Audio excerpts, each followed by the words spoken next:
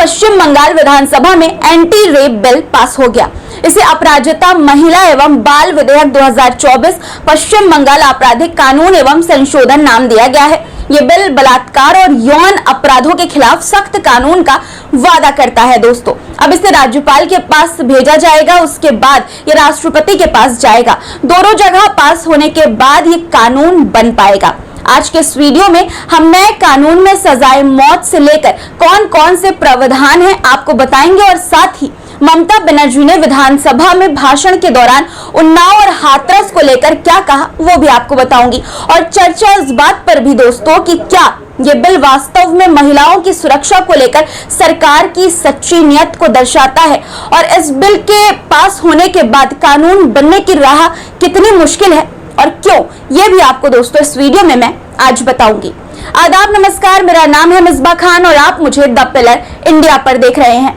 दोस्तों, कोलकाता के आरजी कर मेडिकल कॉलेज और अस्पताल में 8-9 अगस्त को ट्रेनी डॉक्टर के साथ रेप मर्डर हुआ था। इसके बाद देश भर में डॉक्टरों और राजनीतिक दलों के प्रदर्शन को देखते हुए ममता बनर्जी ने कहा था कि वो राज्य में रेप जैसे अपराध के लिए सख्त कानून बनाएंगी। उन्होंने प्रधानमंत्री को भी इसके लिए 2 बार चिट्ठी लिखी थी और अब ममता बनर्जी ने अपना वादा पूरा करते हुए आज अपराजिता बिल पेश किया जो पारित भी हो गया। बिल में बलात्कार, सामूहिक बलात्कार और बच्चों के खिलाफ यौन अपराधों से निपटने वाले कानूनों और सजा का प्रावधान है दोस्तों। अब ये बिल कानून कैसे बनेगा, बन भी पाएगा या नहीं, बिल पास होने के बाद भी इसका कानून बनना कितना और क्यों मुश्किल है, ये मैं आपको बताऊंगी दोस्तों। लेकिन उससे पहले बिल में क्या क्या है वो मैं आपको बताना चाहती हूँ। दोस्तों, इस बिल के भीतर रेप और हत्या करने वाले अपराधी के लिए फांसी की सजा का प्रावधान है। नए कानून के तहत रेप केस की 21 दिन में जांच पूरी करनी होगी। इसे 15 दिनों तक बढ़ाया जा सकता है। गैंग रेप के दोषियों को पैरोल के बिना उम्र कैद की सजा दी जाएगी। इसके अलावा अगर रेप पीड़िता की मौत होती है या फिर वो कोमा में जाती है तो दोषी को 10 दिन में फांसी दी जाएगी। इसके साथ ही हर जिले में अपराजिता टास्क फोर्स बनाई जाएगी। इसका नेतृत्व डीएसपी लेवल के अधिकारी करेंगे। रेप, एसिड अटैक और छेड़छाड़ जैसे मामलों में ये टास्क फोर्स एक्शन लेगी।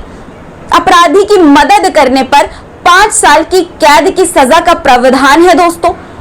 रेप के साथ ही एसिड अटैक भी उतना ही गंभीर है। इसके लिए आजीवन कारावास की सजा का प्रावधान नए बिल में है। पीड़िता की पहचान उजागर करने वालों के खिलाफ 3 से 5 साल की सजा का प्रावधान भी है। सभी यौन अपराधों और एसिड अटैक की सुनवाई 30 दिनों यानी कि 1 महीने में पूरी करने का प्रावधान है। विधेयक में बीएनएस और बीएनएसएस के साथ साथ 2012 के पॉस्को अधिनियम के कुछ हिस्सों में संशोधन करने और पीड़िता की उम्र चाहे जो हो, कई तरह के यौन उत्पीड़न के मामलों में मौत की सजा का प्रावधान है। आपको बता दें कि सीएम ममता बनर्जी ने विधानसभा में अपराजिता बिल के समर्थन में कई उदाहरण दिए दोस्तों। बिल को ममता बनर्जी ने ऐतिहासिक बताया और कोलकाता रेप और मर्डर कांड की तुलना यूपी, गुजरात और राजस्थान जैसे भाजपा शासित राज्यों की वारदातों से की। विधानसभा में बिल पर बहस के दौरान सीएम ममता बनर्जी ने कहा कि यूपी, गुजरात और राजस्थान में हुई रेप की घटनाओं में अब तक पीड़िताओं को न्याय नहीं मिला है। ममता बनर्जी ने यह भी कहा कि यूपी के हाथरस में 2020 में एक 20 साल की दलित लड़की से दरिंदगी हुई थी। इसके अलावा बीते सप्ताह ही राजस्थान के जयपुर में एक सरकारी अस्पताल में मासूम से रेप हुआ था। यूपी और गुजरात जैसे राज्यों में महिलाओं के खिलाफ अपराध की दर असामान्य रूप से ज्यादा है, वहां न्याय नहीं है, लेकिन बंगाल की महिलाओं को अदालतों में न्याय मिलेगा। ममता ने विपक्ष के आरोपों पर कहा कि विपक्ष कहता है कि ट्रेनों में रेप होता है, वहां सुरक्षा करना आरपीएफ का काम है। विपक्ष उन्नाव और हाथरस मामले पर चुप है। यह हर राज्य में हो रहा है, लेकिन मैं इसका महिमा मंडल नहीं कर रही। आज देश में हर दिन 90 रेप केस हो रहे हैं। केवल 2.56% आरोपी ही दोषी ठहराए गए हैं। वहीं दोस्तों, बिल पेश होने के बाद नेता प्रतिपक्ष शुभेंदु अधिकारी ने कहा कि हम चाहते हैं कि कानून तत्काल लागू हो। ये राज्य सरकार की जिम्मेदारी है, हमें परिणाम चाहिए, इसलिए हम पूरा समर्थन करते हैं। मुख्यमंत्री को जो कहना है कह सकती हैं, लेकिन गारंटी देनी होगी कि ये बिल तुरंत लागू होगा। तो ममता बनर्जी ने कहा कि हमने केंद्रीय कानून में मौजूद खामियों को दूर करने की कोशिश की है। विपक्ष को राज्यपाल से विधेयक पर साइन करने के लिए कहना चाहिए। गौर करिएगा दोस्तों, उसके बाद इसे अधिनियमित करना हमारी जिम्मेदारी है, ये ममता बनर्जी ने कहा। दोस्तों, ममता बनर्जी ने trainee doctor rape murder case में सीबीआई से न्याय की मांग की और कहा कि दोषियों को फांसी की सजा होनी चाहिए। इसके अलावा उन्होंने कहा कि महिलाओं की सुरक्षा के लिए कानून लागू नहीं कर पाने वाले पीएम, गृह मंत्री और राज्यों के मुख्यमंत्रियों को इस्तीफा दे देना चाहिए। अब दोस्तों, आपको बताती हूँ कि अपराजिता बिल कैसे बनेगा कानून और इसका कानून बनना क्यों मुश्किल है, अड़चन क्या है पास होने के बाद भी इस बिल के कानून बनने में। तो दोस्तों, अपराजिता विधेयक को पारित होने के लिए राज्यपाल, राष्ट्रपति की मंजूरी की जरूरत होगी।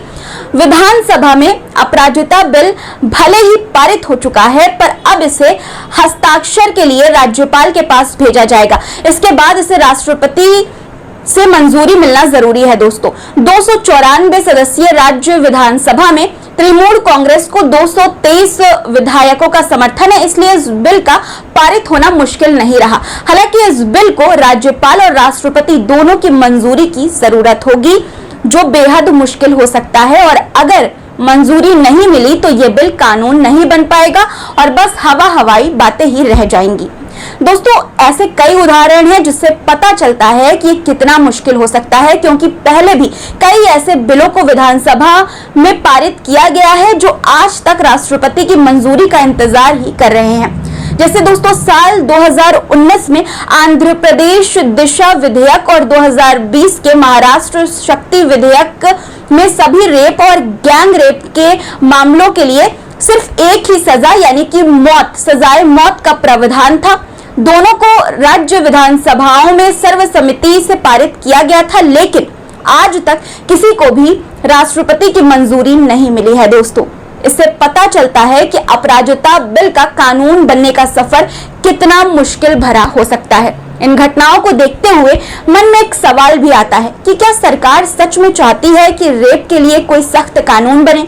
अगर हाँ, तो पहले के बिलों का क्या हुआ जो आज तक लागू नहीं हुए? क्या ये सब सिर्फ राजनीतिक शोर शराबा है या वास्तविक परिवर्तन की दिशा में कदम? आपको क्या लगता है दोस्तों? क्या ये बिल बाकी बिलों की तरह केवल कागजों तक सीमित रहेगा या कानून बन पाएगा?